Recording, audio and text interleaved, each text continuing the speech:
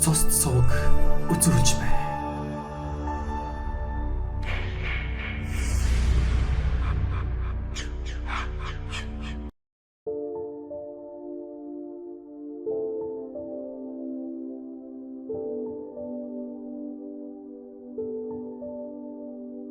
Сүүлийн хэдэн жилийн турш Английн Арсенал клубын тоглогч Аарон Рамзи нэгэн итгэмээргүй хараалын эзэн гэмээр сэтгэгдэл төрүүлэх болсон.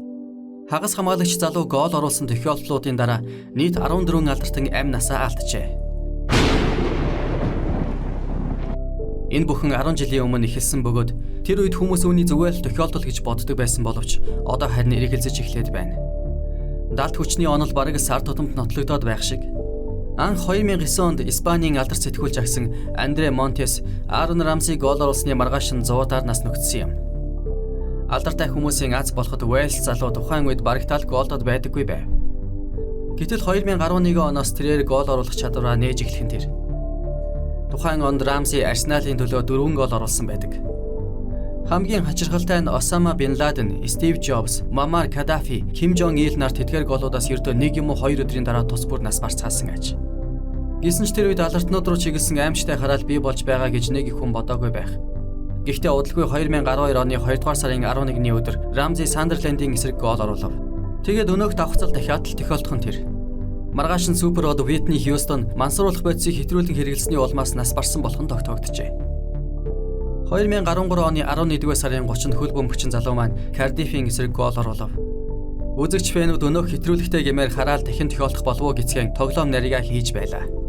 Гэтэл хэдхэн цагийн дараа киноод Паул Вокер автомашины осолд орж харамсалтайгаар нас барсан гин. Одоо хин ч инээхэ болов. Сэтгэл зовнил нэмэгдэж үүнээс хойш Рамзигийн гол болгоны дараа сошиал медиад фэнүүд бужигнадаг болов.